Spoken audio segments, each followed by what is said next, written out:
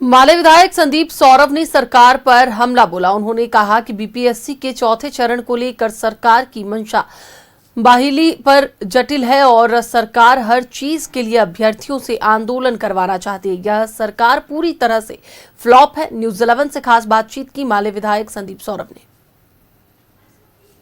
करने के लिए पालीगंज विधायक संदीप सौरभ हैं, जुड़ेंगे, बात करेंगे। संदीप जी, कैसे देख रहे हैं चौथे चरण के शिक्षक बहाली को लेकर लगातार मांगे उठ रही है और ऐसे में सरकार चुप्पी साधे है और आयोग भी इसको लेकर कुछ भी नहीं कर रहा है।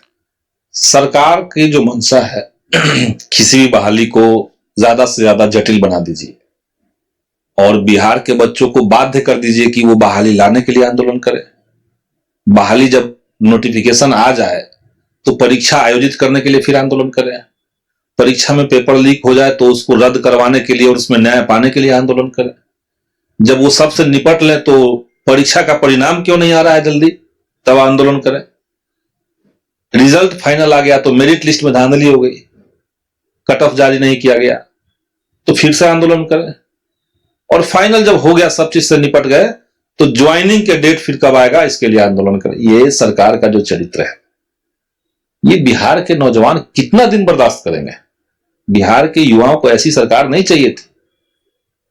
ये छल प्रपंच करके सरकार में आए हैं और टीआरई 4 को लेकर के जो धांधली वाली भाषा सरकार की रही है। आप देखिए, चुनाव से पहले विधानसभा में घोषणा हो गया कि नहीं, हम बहाली करने जा रहे हैं, चुनाव से पहले टीआरई 4 की बहाली कर लेंगे।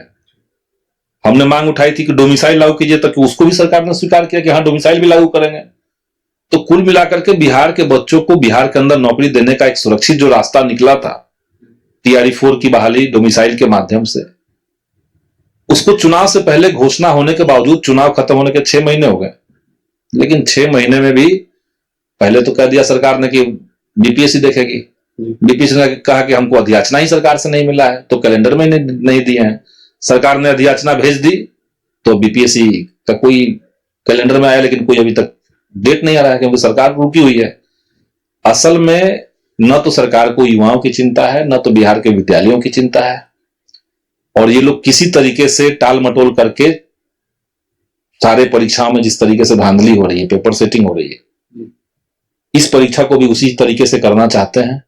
लड़ना पड़ता है, संघर्ष करना पड़ता है, और बिहार के नौजवान अगर संघर्ष कर रहे हैं तो हम लोग साथ हैं। फेयर परीक्षा की गारंटी जब तक नहीं होगी और जब तक परीक्षार्थियों के अंदर ये विश्वास नहीं पैदा होगा कि हाँ, हम परीक्षा देने जा रहे हैं तो धांधली नहीं होगी, फेयर तरीके से मूल्यांकन होगा, रिजल्ट आएगा, अगर हम योग्य हैं तो नौकरी होगी, ये जब तक कॉन्फिडेंस बिहार के नौजवानों को नहीं है तो आप जितना टाल मटोल कर लीजिए, ऊपर से कलर पॉलिश कर लीजिए, सुधार नहीं होने वाला। माले विधायक संदीप सौरभ थे, जहां मांग कर रहे थे सरकार से कि चौथे चरण के शिक्षक बहाली जल्द से जल्द की जाए, जिससे अभ्यर्थियों को, युवाओं को रोजगार।